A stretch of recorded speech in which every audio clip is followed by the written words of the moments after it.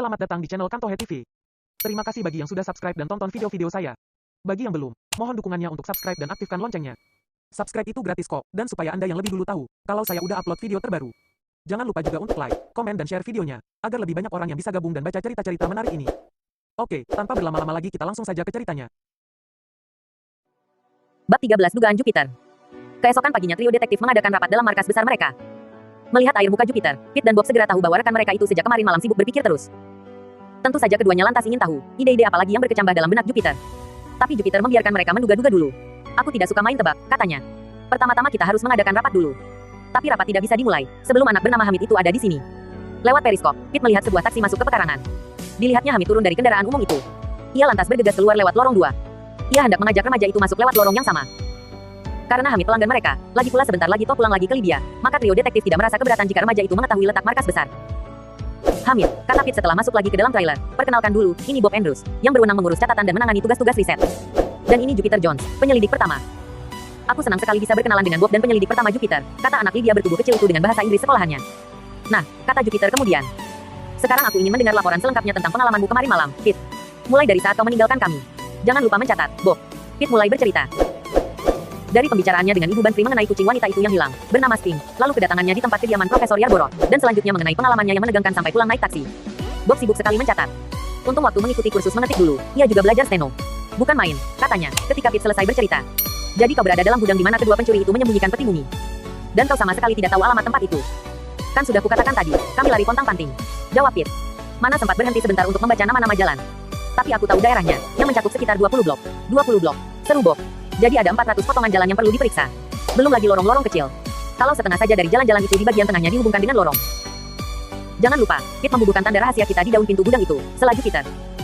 Kalau tanda tanya itu kita temukan, kita akan langsung tahu bahwa itulah tempat yang dicari. Tapi waktu kita cuma sampai nanti malam, keluh Bob. Sedang untuk memeriksa lorong yang begitu banyak. Aku punya rencana, kata Jupiter. Tapi untuk itu, kita memerlukan waktu sedikit. Untuk sementara kita pikirkan dulu soal mumi yang berbisik-bisik pada Profesor Yarborough. Mumi Raorkon, moyang Bani Hamid. Seru Hamid. Kau tahu cara menemukannya? Jupiter mencubit-cubit bibir bawahnya. Belum, katanya. Tapi aku perlu mengoreksi sedikit, Hamid. Kurasa Raorkon bukan cikal bakal keluargamu. Mula-mula Hamid kelihatan marah, tapi kemudian bingung. Tapi kata Sardon, dia moyangku, katanya berkeras. Dan Sardon itu dukun yang memiliki bakat meramal. Ketika ia kemasukan roh itu kemudian bicara. Sardon memiliki kekuatan batin yang besar, dan ayahku tahu dia mengatakan yang sebenarnya. Aku juga tahu, dia tidak bohong. Memang betul, kata Jupiter, raja-raja dari Libya menguasai Mesir pada masa dinasti ke-20. Sekitar 3000 tahun yang lalu. Dan Raorkon itu bangsawan Libya, kata Hamid nekat. Sardon bilang begitu. Mungkin saja, kata Jupiter mengalah. Bahkan Profesor Yarborough juga tidak tahu pasti siapa Raorkon sebenarnya, dan kapan dia dimakamkan. Mungkin saja dia seorang bangsawan dari Libya. Tapi itu kan belum berarti bahwa dia moyangmu, Hamid. Sardon yang bilang begitu. Hamid tidak mau mengalah sedikit pun. Sardon, sang dukun, dia takkan bohong. Bukan bohong maksudku, kata Jupiter. Tapi mengenai kucing, ternyata dia keliru. Dan jika ia bisa keliru tentang satu hal, kan bisa saja dia juga keliru tentang lain-lainnya. Aku tidak mengerti, kata Hamid sambil cemberut. Ya, sambung Jupiter, menurut penuturanmu, dukun yang bernama Sardon itu mengatakan bahwa setibamu di Amerika sini, arwah Raorkon yang menjelma dalam wujud kucing kesayangannya, seekor kucing Abyssinia yang warna matanya berlain-lainan dengan kaki depan belang hitam, nanti akan muncul di depanmu. Itu tanda bahwa kata-katanya benar. Memang begitu, tukas Hamid, dan ramalannya benar-benar menjadi kenyataan. Arwah Raorkon dalam titisannya sebagai kucing, minggu lalu pada suatu malam tahu-tahu muncul dalam kamarku. Justru itulah. Jupiter hendak mengatakan sesuatu, tapi langsung dipotong oleh Pete. Titisan itu apa? Tanyanya. Rasanya aku tahu, tapi jangan-jangan keliru. Di belahan bumi sebelah timur, kata Jupiter menjelaskan, terdapat kepercayaan bahwa orang mati akan datang lagi ke bumi, kadang-kadang dalam wujud binatang. Bahkan bisa juga serangga. Itulah yang disebut titisan. Ya, betul, tambah Bob, sampai mereka dilahirkan kembali sebagai manusia. Dan arwah Raorkon dilahirkan kembali sebagai kucing Abyssinia, yang persis seperti kucing kesayangannya yang dulu dikuburkan bersama dia, kata Hamid. Dan seperti kau katakan tadi, penyelidik pertama Jupiter, matanya berlainan warna dan kaki depannya belang hitam. Justru itulah persoalannya, kata Jupiter. Aku ingin menunjukkan sesuatu padamu. Sesuatu yang penting. Ia masuk sebentar ke ruang sebelah, lalu kembali menggendong seekor kucing. Raorkon, seru Hamid. Moyangku yang mulia, aku merasa berbahagia melihat kau berada dalam keadaan selamat. Tahu-tahu dia muncul kemarin malam di rumah Profesor Yarborough, kata Jupiter, keluar dari semak-semak. Aku membawanya pulang untuk merawatnya. Tapi sekarang perhatikan baik-baik. Jupiter mengambil selembar sapu tangan dan membasahinya dengan semacam larutan. Lalu digosok-gosoknya kaki depan kucing itu yang hitam. Saat itu juga sapu tangan menampakkan bercak-bercak hitam. Sedang kaki depan kucing menjadi putih. Kaki depan kucing ini sebenarnya putih, kata Jupiter pada Hamid. Kau lihat, kan? Sebetulnya ini kucing Ibu Banfri yang hilang. Sping. Kaki depannya dicat hitam, supaya kelihatan kayak kucing yang menurut ramalan Sardon akan menjelma di depanmu. Sekarang barulah Pete mengerti apa yang dimaksudkan Jupiter ketika mengatakan kucing itu menyamar. Astaga, katanya, tapi untuk apa kucing disuruh menyamar? Hamid meraih kucing itu. Ditelitinya kaki depannya yang sekarang nampak putih. Betul, serunya. Ini kucing palsu. Bukan titisan Raorkon. Padahal Sardon dukun peramal itu jelas-jelas mengatakan, akan ada kucing muncul di depanku. Kucing itu berkaki depan belang hitam, seperti kucing kesayangan Raorkon. Hal itu berarti Sphinx, kata Jupiter sambil duduk kembali di kursinya. Kucing kepunyaan Ibu Banfri ini sengaja diubah wujudnya supaya kau meyakini ramalan peminta-minta itu. Tapi untuk apa? Tanya Hamid. Fit tidak mau kalah bingung. Untuk apa? Tanyanya menyusul. Supaya ayah Hamid dan juga Ahmed mau percaya pada kisah selebihnya, yaitu bahwa Raorkon cikal bakal Bani Hamid, sehingga kemudian mau berusaha mengambil kembali muminya dari tangan Profesor Yarborough, kata Jupiter. Sekarang aku yakin, Raorkon sebenarnya sama sekali bukan moyangmu, Hamid. Raorkon moyang kami. Tukas Hamid dengan mata berkilat-kilat. Kelihatannya dia sudah hampir menangis, tapi ditahan sekuat-kuatnya. Jupiter cepat-cepat mengalihkan pembicaraan. Kebenaran akan diketahui nanti apabila kita berhasil menyelidiki siapa yang mencuri Raorkon, katanya, dan untuk apa? Fit sudah mengisahkan pengalamannya. Sekarang kau, Hamid. Bagaimana jika kau menceritakan kembali segala-galanya yang kau tuturkan kemarin malam pada Fit, supaya bisa dicatat oleh Bob? Hamid mau saja. Diceritakannya kedatangan seorang dukun pengembara yang pincang dan bermata satu di rumahnya, di Lydia. Dukun itu bernama Sardon. Diceritakannya bagaimana Sardon kemasukan roh Raorkon, yang berbicara lewat mulut dukun itu. Raorkon yang meminta pada ayah Hamid agar diselamatkan dari negeri orang biadab. Dilanjutkannya cerita, bahwa dia datang di Amerika bersama Ahmed sebagai pengawal, lalu menyewa rumah dekat tempat kediaman Profesor Yarborough. Kemudian, setelah Ahmed ditolak oleh Profesor sewaktu meminta dengan baik-baik agar mumi Raorkon dipulangkan, Ahmed lantas menyogok kakak beradik Magasai agar ia bisa menggantikan salah seorang di antara mereka sebagai tukang kebun sarjana itu. Dengan demikian Ahmed bisa selalu ada di dekat mumi, menunggu kesempatan baik untuk mencurinya. Ketika cerita Hamid sampai di situ, Bob lantas berseru. Astaga, jadi rupanya Ahmed yang selalu berkeliaran di sana, katanya. Ahmed yang menangkapmu, ketika kau ketahuan oleh Pit. Pantas kau kemudian bisa minggat. Ahmed menyuruh aku supaya menggigit tangannya, kata Hamid bangga, lalu kugigit. Ahmed cerdik sekali. Coba katakan padaku, Hamid, pinta Jupiter, tahukah kau dan Ahmed tentang kutukan yang menyertai mumi? Tentu saja, jawab Hamid. Sardon mengatakannya pada kami. Katanya, Raorkon akan gentayangan terus, selama kami belum berhasil memulihkan ketenangannya. Kemudian terjadi beberapa peristiwa misterius, kata Jupiter lagi. Patung Anubis, tahu-tahu roboh, kayak dengan sendirinya. Sebuah topeng logam terjatuh dari dinding. Aku menarik kesimpulan, pasti Ahmed yang menyebabkan kejadian-kejadian itu. Betul. Hamid nyengir, memamerkan sederet gigi putih. Sebagai tukang kebun berpakaian kerja, tak ada yang memperhatikan dirinya. Saat itu dia berdiri di sebelah luar pintu tinggi. Ia menyelipkan sebatang tongkat yang panjang ke celah yang ada di antara pintu dan dinding, lalu mendorong patung Anubis hingga terjungkir. Lalu didorongnya pula topeng yang tergantung di dinding sampai terjatuh. Semen penahan bola besar dicungkil-cungkilnya, supaya bola itu jatuh dan menggelinding. Ia hendak menakut-nakuti Profesor, supaya akhirnya mau menyerahkan Raorkon kembali. Seperti yang sudah kukira, kata Jupiter. Begitu gampangnya membuat kutukan kuno terlaksana. Lewat seorang tukang kebun yang kelihatannya setia, padahal sebenarnya lawannya menyamar. Ya deh, kata Pit. Tapi pencurian Raorkon, bagaimana penjelasanmu? Hamid berani bersumpah, Ahmed tidak ada sangkut pautnya dengan urusan itu. Dan siapa yang mencuri kucing Ibu Banfri? Bagiku, ini masih tetap merupakan beberapa misteri yang misterius. Ya, betul, kata Bob menimbrung. Kita juga belum membicarakan bisikan bumi pada Profesor. Hamid tidak tahu menahu tentang kejadian itu. Bagaimana penjelasanmu mengenainya? Satu persatu dong, kata Jupiter dengan sikap serba tahu. Hamid, kau benar-benar melihat sendiri kedua laki-laki itu mencuri Raorkon. Maksudku, Yo dan Harry. Ya, aku melihatnya sendiri, jawab Hamid. Kemarin malam Ahmed mengatakan ingin istirahat, karena tangannya terasa nyeri kena gigitanku. Karena itu setelah gelap aku menyelinap keluar untuk mengawasi rumah Profesor. Kucing mengikuti aku. Setibaku di sana kulihat dua laki-laki menggotong Raorkon keluar, lalu memasukkannya ke dalam truk. Itu terjadi setelah kita semua pergi ke rumah Profesor Freeman, kata Bob mengomentari. Aku menunggu di sana, karena tidak tahu harus berbuat apa, sambung Hamid. Kemudian Pit datang. Aku masih tetap menunggu dalam semak. Pit mondar-mandir dalam rumah, lalu pergi ke teras. Ia mengambil kucingku. Saat itu aku mengira dialah yang mencuri Raorkon, dan hendak mencuri kucingku pula. Aku langsung marah dari menyerang. Maaf, Pit. Tak apalah, jawab Pit bermurah hati. Kan justru itu yang mempertemukan kita, sehingga bisa bersatu menghadapi misteri ini. Jupiter mencubiti bibir bawahnya sambil berpikir-pikir. Sampai di sini gambaran jelas, walau rumit. Ucapanmu repot dan kabur, selapit. Bagiku, misteri ini sungguh-sungguh bisa membuat kepala pusing. Maksudku tadi, kata Jupiter menjelaskan maksudnya, kelihatannya semua fakta sudah kita ketahui. Sekarang tinggal mengaturnya supaya logis. Bob ingin sekali bisa melihat hubungan logis antara segala fakta yang sudah dicatat olehnya. Tapi semakin dipikir, semakin pusing rasanya kepala. Kurasa jika kita bisa menemukan tempat penyembunyian peti mumi itu, kata Jupiter, kita akan sudah berada di jalan yang tepat menuju pemecahan misteri. Kuusulkan agar kita mencari tempat gudang rahasia itu sampai ketemu. Kemudian menunggu di sana. Pasti pada suatu saat malam ini Harry dan Yo akan datang lagi untuk mengantarkan peti mumi ke pemesannya, di mana muminya sendiri sudah berada. Kita membuntuti Harry dan Yo ke sana. Dengan begitu kita akan bisa mengetahui siapa pemesan itu. Dialah yang mendalangi misteri yang berbelit-belit ini. Lalu kita ambil kembali mumi Raorkon dari tangannya. Nampak jelas, Jupiter merasa senang membayangkan akan bisa menangkap seseorang yang tergolong dalam peristiwa kejahatan. Memang, menangkap otak kejahatan bukan soal kecil. Dengan begitu, sambungnya, kita sekaligus akan menemukan penjahat, mumi dan juga petinya. Kalau itu sudah berhasil, yang lain-lainnya menyusul dengan segera. Hebat, kata Pit menyindir. Benar-benar hebat. Ya, mengingat begitu banyak lorong yang harus kita periksa untuk mencari tanda rahasia yang kubuat di ambang pintu, lebih baik kita berangkat saja sekarang. Mungkin setelah seminggu 2 minggu kita akan menemukannya. Sedang waktu yang ada, cuma 8 sampai 9 jam. Bukan begitu rencanaku, kata Jupiter. Sama sekali tidak. Tadi pagi aku sudah melakukan langkah-langkah tertentu. Kalian masih ingat hubungan hantu ke hantu yang kita pakai sewaktu menangani kasus Nuri Gagap? Bob dan Pete masih ingat. Yang dimaksudkan Jupiter itu suatu ilhamnya, yang menyebabkan akhirnya mereka berhasil menyelesaikan kasus yang disebutnya. Tapi Hamid melongo. Apa itu, hubungan hantu ke hantu? Tanyanya. Yang dimaksudkan dengan sebutan itu ialah hubungan telepon dengan beberapa teman, untuk menanyakan sesuatu, kata Jupiter menjelaskan. Lalu teman-teman itu kami minta menghubungi beberapa teman mereka lagi. Begitu seterusnya, sampai beratus-ratus, bahkan mungkin beribu-ribu remaja di segala penjuru kota Los Angeles ikut mencari informasi yang ingin diketahui trio detektif. Barang siapa berhasil mengetahui keterangan yang dicari, menelepon kami kemari. Lalu, dengan informasi yang baru masuk itu, kami bisa melanjutkan penyelidikan. Dalam kasus Nuri Gagap, hubungan hantu ke hantu menyebabkan datangnya seorang anak laki-laki bernama Carlos.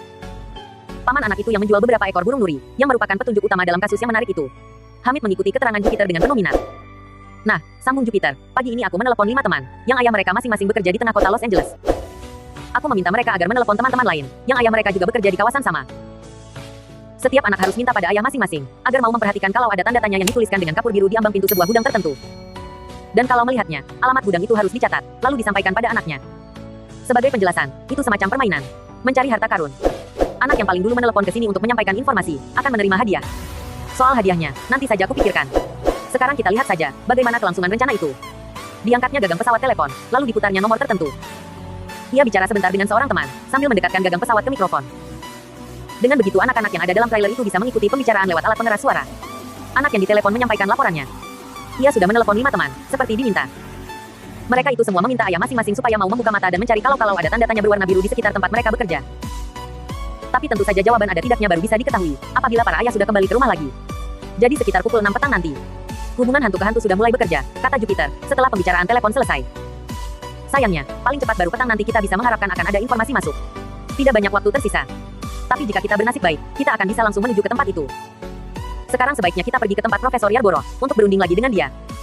Tapi kau pasti tidak boleh pergi dari sini, kata Pete mengingatkan. Aku tadi mendengar bibimu mengatakan kau harus membantu bekerja, begitu rapat kita selesai. Betul juga, Jupiter mengangguk. Kalau begitu ku telepon saja dia sekarang. Sementara itu kau antarkan Hamid keluar, Bob.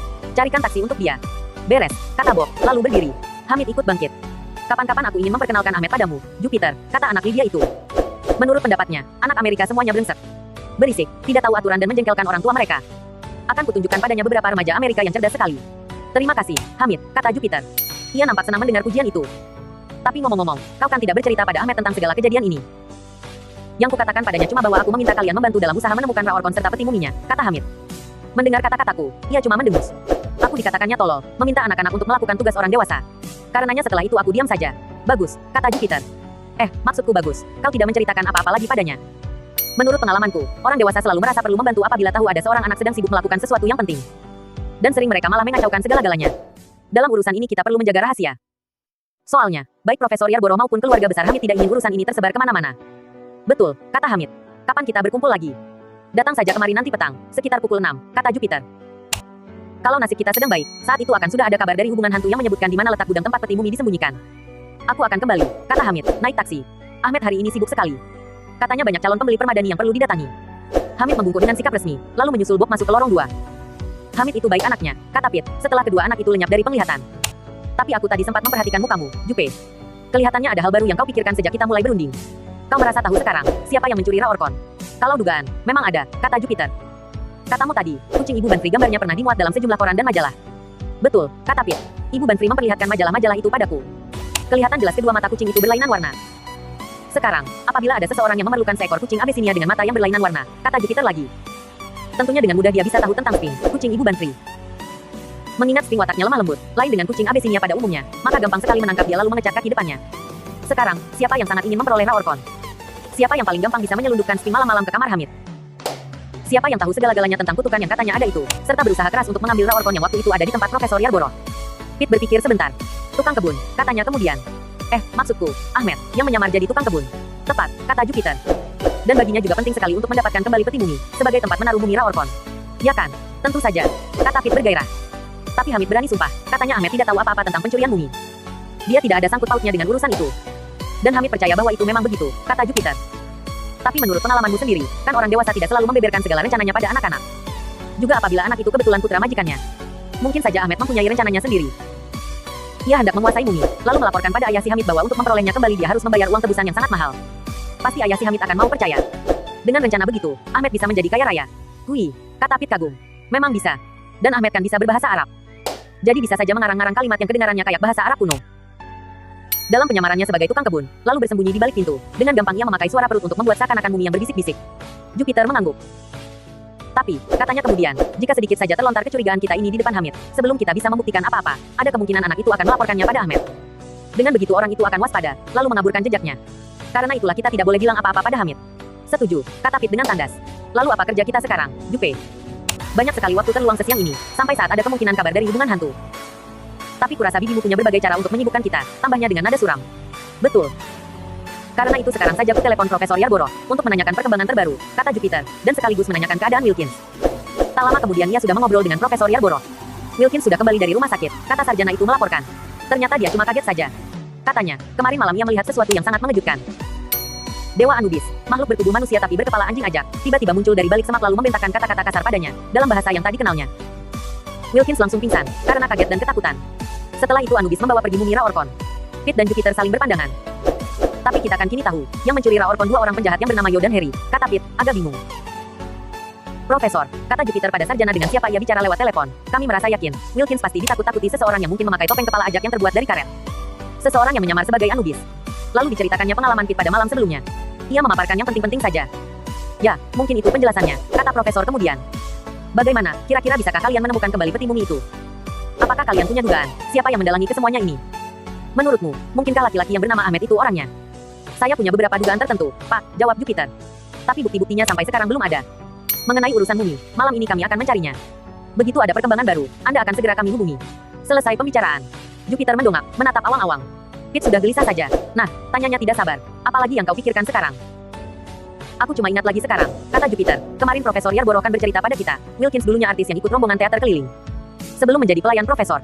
Lalu kenapa? Seorang artis, dengan gampang saja bisa pura-pura pingsan, kata Jupiter menjelaskan pikirannya. Lalu, anggaplah dalam pertunjukan teater keliling itu Wilkins muncul sebagai artis yang pintar bicara dengan suara perut. Memangnya begitu? Aku tidak tahu. Tapi anggap saja begitu. Kesimpulan mana yang bisa ditarik daripadanya? Hui, seru Pit. Itu berarti, orang yang kita cari-cari selama ini ternyata Toh Wilkins. Atau bisa juga dia bekerja sama dengan Ahmed. Atau dengan orang lain. Bagaimana pendapatmu, Jupe? Kita lihat saja nanti, jawab Jupiter dengan bijak. Setelah itu sampai sore ia tidak mau lagi diajak bicara tentang kasus itu. Pit cuma bisa memendam rasa jengkel. Bab 14 kebanyakan tanda tanya. Petang itu juga nampak sebuah truk kecil berjalan tergoncang-goncang menyusur jalan-jalan tengah kota Los Angeles, di bagian yang termasuk agak tua. Conrad, pemuda Jerman itu duduk di belakang kemudi, dengan izin khusus dari Paman Jones. Jupiter sebelumnya sudah memutuskan, sebaiknya mereka menemukan dulu tempat peti mumi disembunyikan. Lalu mereka bersembunyi, sampai kelihatan Harry dan Yo datang untuk mengambilnya dari dalam gudang. Begitu keduanya pergi lagi dengan peti mumi, mereka dibuntuti dari belakang. Dengan begitu mereka bisa tertangkap basah pada saat menyerahkan peti itu pada pemesannya. Dialah otak yang mendalangi segala kejadian misterius selama itu. Menurut Jupiter, hanya dengan jalan begitu bisa diperoleh bukti nyata. Rolls-Royce yang serba mewah, terlalu mencolok untuk dipakai dalam tugas seperti itu. Pasti akan langsung ketahuan. Tapi truk tua, takkan ada yang memperhatikan. Sebelumnya, Hamid sudah kembali ke kompleks penimbunan barang bekas yang merupakan perusahaan paman dan bibi Jupiter. Ia datang naik taksi. Kini ia duduk bersama Jupiter di depan, bersebelahan dengan Conrad. Pit dan Bob nongkrong di atas tumpukan terpal yang ada di bak belakang. Truk itu berjalan terus, menelusuri jalan-jalan daerah yang kelihatan suram, penuh dengan gudang serta toko-toko kecil yang kumal. Sepanjang perjalanan, Bob dan Pit berdebat terus. Mereka berbantahan tentang kemungkinan siapa dalang itu sebenarnya. Ahmed atau Wilkins. Paling sedikit 2 kali kedua-duanya berubah pikiran. Akhirnya truk berhenti. Pit dan Bob melemparkan pandangan ke samping. Mereka berada di depan sebuah gedung teater yang sudah tua. Pintunya tertutup rapat. Sebuah papan nama yang sudah rusak menyatakan bahwa dulu di situ tempat CHAMELOT Theater. Pada papan-papan lain yang juga ada di situ, tertera tulisan, tutup. Dilarang masuk. Ketika melihat Jupiter dan Hamid keluar dari truk, Pit dan Bob meloncat turun untuk menyusul. Bob agak hati-hati, mengingat kakinya yang cedera. Beginikah kelihatannya bangunan di mana kalian kemarin malam berada, Pit? Tanya Jupiter. Dipandangnya gedung teater yang sudah tua dan tak terawat itu dengan kening berkerut. Bagian depannya tidak kulihat, kata Pit sambil meremut. Tapi rasanya tidak begini tinggi. Rasanya bukan yang ini. Hamid menggeleng-geleng. Walau begitu, inilah alamat yang disampaikan, hantu, kita. Jupiter mengamat-amati kertas yang ada di tangannya. 1 jam sebelumnya, salah seorang, hantu, yaitu seorang remaja yang dihubungi lewat hubungan hantu ke hantu, menelepon ke markas besar. Ia melaporkan, ayahnya melihat beberapa tanda tanya yang dibuat dengan kapur biru di ambang pintu sebelah belakang bangunan yang terletak di Camelot Street, nomor 10.853. Dengan segera trio detektif berangkat ke situ, bersama Hamid dan Conrad. Dan gedung di depan mereka sudah jelas bernomor 10.853. Camelot Street. Kita lihat sebelah belakangnya, kata Jupiter mengusulkan, lalu mendului berjalan lewat lorong yang ada di samping. Di belakang mereka sampai ke suatu pekarangan. Ternyata di situ memang ada pintu gudang yang besar dan membuka ke atas. Pada salah satu pojoknya nampak beberapa tanda tanya, dibuat dengan kapur biru. Itu tanda yang kau buat, Pit, kata Jupiter. Jadi memang inilah tempatnya. Tapi rasanya bukan, jawab Pit ragu. Kalau kau bagaimana, Hamid? Kurasa bukan ini, kata anak Lydia itu. Tapi waktu itu gelap. Mungkin saja kita salah lihat. Kalian kan terburu-buru, kata Jupiter.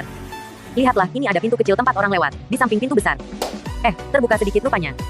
Barangkali kita bisa mengintip untuk melihat ada tidaknya peti mumi di dalam. Mereka menghampiri pintu sempit itu, lalu mengintip beramai-ramai. Tapi tahu-tahu pintu terpentang lebar. 3 wajah remaja muncul sambil nyengir. Lihatlah, Jupiter Max Sherlock beserta para kaki tangannya. Yang bicara begitu Skinny Norris, sambil tertawa keras-keras. Mencari jejak, Sherlock Holmes. Ejek seorang remaja lagi, teman dekat Skinny. Kalau yang dicari tanda tanya, lihat saja ke segala arah. Remaja yang ketiga meringis. Anaknya gemuk, berambut merah. Seluruh kota penuh dengan tanda tanya. Kurasa kita tidak perlu ada di tempat ini lagi, kata Skinny. Sherlock serta anak buahnya sudah berhasil mengendalikan situasi. Sambil cekikikan, ketiga remaja itu berlenggang pergi. Menuju mobil sport biru milik Skinny yang diparkir tidak jauh dari situ. Sesaat kemudian mobil itu sudah menderu pergi. Bob yang paling dulu menyadari makna kata-kata Skinny tadi. Lihatlah. Ia menuding ke beberapa pintu yang ada di kiri kanan lorong. Semua dihiasi dengan tanda tanya. Mungkin semua pintu yang ada dalam lorong-lorong sekitar sini juga begitu, katanya lagi. Semua diberi tanda tanya palsu. Tampang Jupiter pucat karena marah. Skinny Norris, serapahnya. Rupanya satu di antara hantu kita tadi pagi menelepon dia, sehingga dia tahu kita mencari tanda tanya yang dibuat dengan kapur. Lalu bersama teman-temannya ia kemari, menuliskan tanda-tanda tanya di pintu dan pintu-pintu lainnya, hanya supaya kita bingung. Setelah itu seorang dari mereka menelepon ke markas besar. Mereka menunggu sampai kita datang di sini, supaya bisa mengejek. Mereka memang berhasil membuat kita bingung, kata Pete menggerutu. Lalu ketawa kayak orang gila.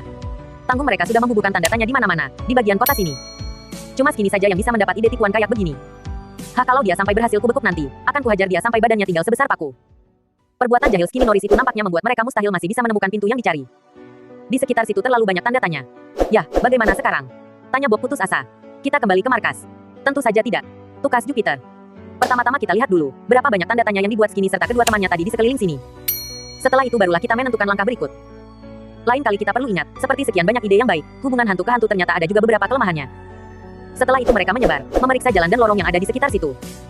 Sebelumnya buru-buru dijelaskan pada Hamid, anak yang menertawakan mereka tadi bernama Skinny Norris. Seorang saingan yang selalu berdaya upaya untuk mengacaukan usaha penyelidikan mereka. Sampai beberapa blok dari tempat semula, mereka menemukan tanda tanya di sana-sini. Dengan lesu mereka berkumpul lagi di truk untuk berunding lebih lanjut. Kita berputar-putar naik truk, kata Jupiter nekat. Barangkali saja Pete atau Hamid nanti melihat sesuatu yang masih diingat dari kemarin malam. Kita tidak boleh menyerah sekarang.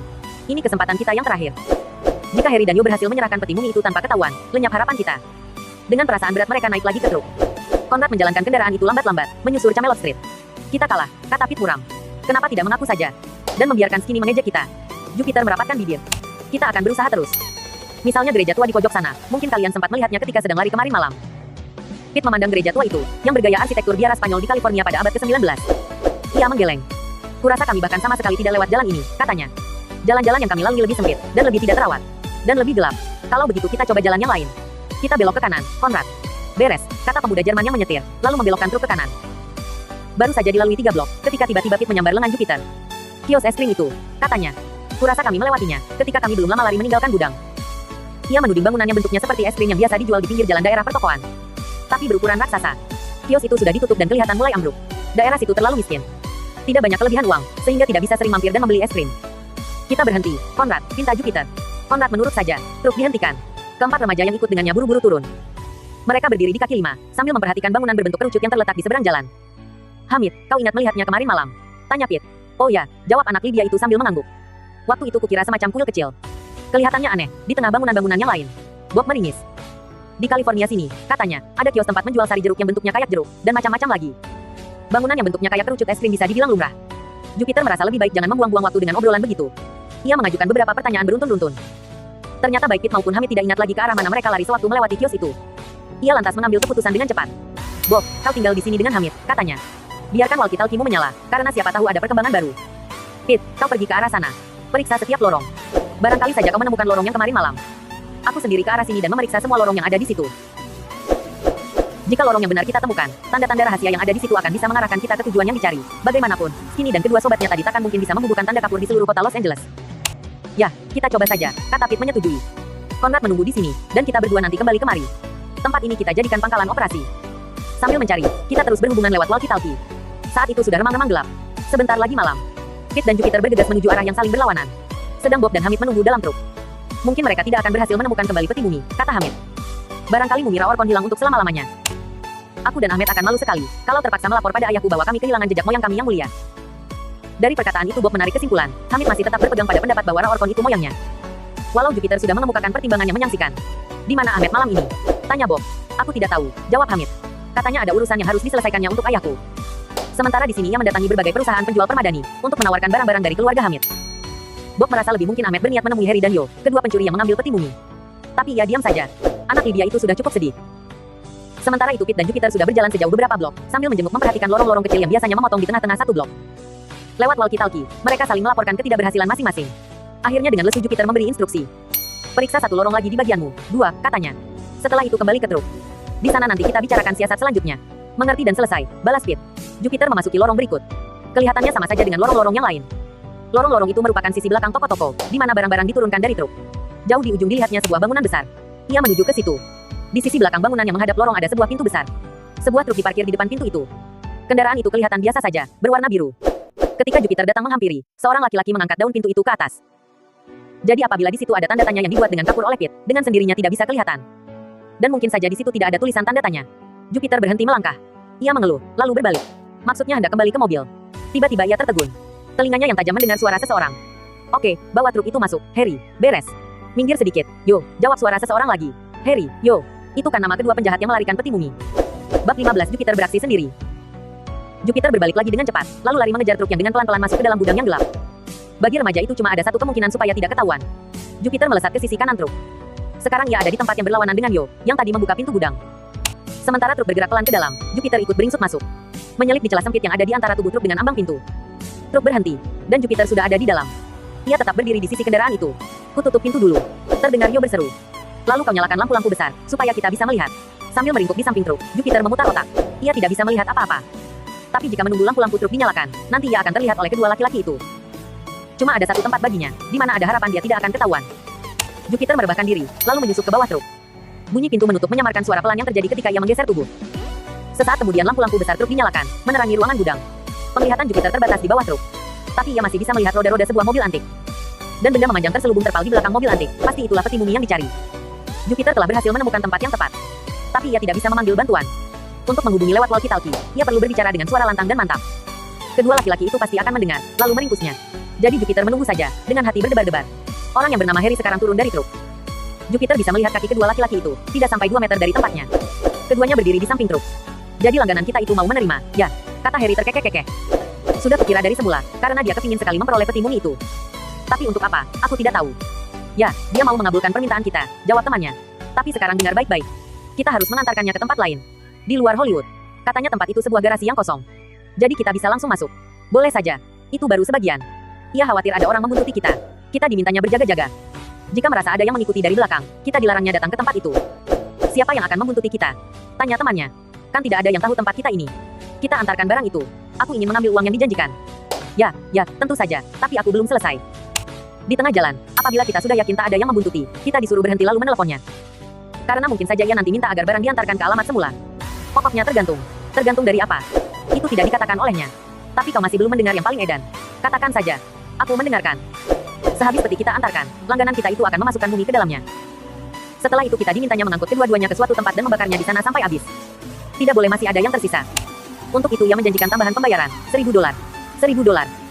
Kenapa dia minta supaya kita mencurikan barang itu, kalau ternyata cuma mau dibakarnya saja? Mana aku tahu. Mungkin dia sekarang ketakutan, dan ingin memusnahkan bukti-bukti. Kita akan mendapat apa yang kita tuntut dari dia, jadi biar saja kita berlagak goblok. Kita ikuti saja kemauannya.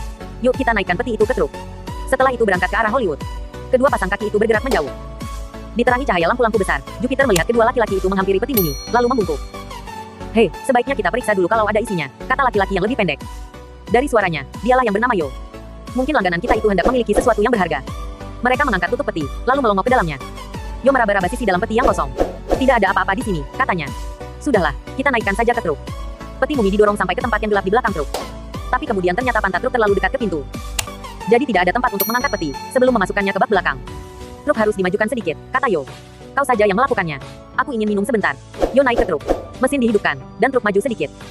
Jupiter tertinggal di belakang, dan kini sudah tidak lagi terlindung di bawahnya. Sementara itu Harry menghilang, lewat sebuah pintu kecil. Kini Jupiter menghadapi problem rumit. Jika ia mencoba menghubungi Pete serta kawan-kawan yang lain lewat walkie-talkie, suaranya pasti akan terdengar. Jika ia merangkak ke pojok gudang lalu bersembunyi di balik beberapa tong yang dilihatnya ada di situ, ada kemungkinan truk itu berangkat. Dan dia tidak bisa mengikutinya. Tapi jika ia naik ke bak kendaraan itu, pasti akan ketahuan pada saat peti mumi dinaikkan. Sesaat Jupiter bingung. Ia sama sekali tidak melihat kemungkinan untuk tidak ketahuan, tapi sekaligus tidak kehilangan jejak truk. Setidak-tidaknya sampai dia bisa menghubungi yang lain-lain, dan menginstruksikan mereka untuk membuntuti truk itu sampai ke tempat tujuan. Harry masih di kamar kecil. Yo masih duduk di belakang setir. Jupiter buru-buru menyelinap ke peti mumi yang terletak di lantai. Diangkatnya tutupnya, lalu menyusup ke dalam. Geraknya saat itu seperti belut gendut. Begitu sudah berbaring di dalam, dilepaskannya tutup dengan hati-hati. Ia menyelipkan sebatang pensil, sehingga di ujung peti ada celah dengan tutup. Dengan begitu ada udara segar untuk dia bernapas. Setelah itu ia hanya bisa menunggu. Sementara itu Pete, Bob dan Hamid duduk-duduk di kaki 5 dekat truk. Semua agak gelisah. Sudah agak lama juga tak terdengar suara Jupiter lewat walkie-talkie. Mereka sudah beberapa kali mencoba menghubungi, tapi alat itu tetap membungkam. Jangan-jangan anak itu tertimpa mara bahaya, pikir mereka. Tiba-tiba pesawat walkie-talkie di tangan Pete menggeletak. Penyelidik 1 memanggil 2. Harap masuk. 2. Di sini penyelidik 2. Ya, aku mendengarmu. 1. Apa yang terjadi? Truk yang kita cari menuju Hollywood. Terdengar suara Jupiter. Truk biru, ukuran 2 ton. Catnya agak terkelupas di sana-sini. Nomornya PX 1043. Saat ini mengarah ke barat, di Painter Street. Ya, kata Pete lantang. Menurut pesan Jupiter itu, ternyata truk yang dicari sedang berada di jalan tempat mereka menunggu, tapi bergerak menjauh. Jaraknya dari tempat mereka saat itu paling-paling cuma beberapa blok saja, karena suara Jupiter terdengar jelas sekali. Kami akan berputar dulu lalu langsung membuntutinya. 1. Kata Pete lagi. Kau sendiri, di mana sekarang? Aku dalam tempatmu kemarin malam, jawab Jupiter. Dalam peti mumi, teriak Pete kaget. Ya, dan sayangnya peti terikat sehingga aku tidak bisa keluar lagi, jawab Jupiter. Tapi cuma dengan jalan begini aku bisa menghubungi. Jangan sampai kalian kehilangan jejak truk. Aku nanti perlu bantuan, apabila kami sudah ketemu dengan orang yang memesan peti. Kami akan terus di belakangmu, kata Pete mengakhiri. Detik berikut, semua bertindak cepat. Anak-anak meloncat naik ke dalam truk. Pete mengatakan pada Conrad, apa yang harus dilakukan? Pemuda Jerman berbadan kekar itu memutar truk. Lalu pedal gas ditekan dalam-dalam. Dengan laju truk meluncur, melewati beberapa blok. Tak lama kemudian sudah nampak pantat truk biru bobrok, dengan nomor seperti yang disebutkan Jupiter tadi. Conrad memperlambat jalan truknya, sampai terdapat jarak sekitar setengah blok dengan kendaraan yang di depan. Sementara itu mereka sudah sampai di jalan besar. Lampu-lampu penerangan di situ besar-besar. Untung saja, karena dengan begitu dari jarak agak jauh pun truk yang ada di depan masih kelihatan. Kami setengah blok di belakangmu. 1. Kata Pete lewat walkie-talkie-nya. Kau tahu tujuannya kemana? Sama sekali tidak, balas Jupiter. Yo menerima instruksi mengenai alamat yang harus dituju lewat telepon. Wah, seperti dalam film saja. Kata Hamid bergairah. Cuma lebih seru yang ini. Tapi aku khawatir tentang nasib penyelidik pertama jika kita sampai kehilangan jejak truk, sehingga tidak bisa datang membantu jika dia nanti ketahuan. Perasaan kami juga begitu, gumam Bob. Jupiter sendiri juga sedang gelisah. Sambil mendekatkan hidung ke celah untuk menghirup udara segar, ia mulai menyaksikan ketepatan keputusannya tadi. Tapi satu-satunya jalan supaya tahu peti mumi akan dibawa kemana, ialah dengan menyembunyikan diri di dalamnya. Namun sampai saat itu, semuanya berjalan lancar. Sudah beberapa kilometer jarak yang ditempuh. Truk yang dikemudikan Conrad masih terus membuntuti truk biru. Kelihatannya Harry dan Yo masih belum tahu. Ketegangan Jupiter mulai mengendor. Tapi tahu-tahu truk itu dipercepat jalannya. Tergoncang-goncang, seperti sedang melintasi rel kereta api. Sesaat kemudian terdengar bunyi lonceng berdentang-dentang, serta auman peluit kereta diesel. Disusul deru kereta lewat. Rasanya dekat sekali di belakang truk. Tak sampai 10 meter. Kemudian terdengar panggilan dari Pete. Nadanya gugup. 1. Kami terhalang kereta barang yang lewat. Kelihatannya panjang sekali.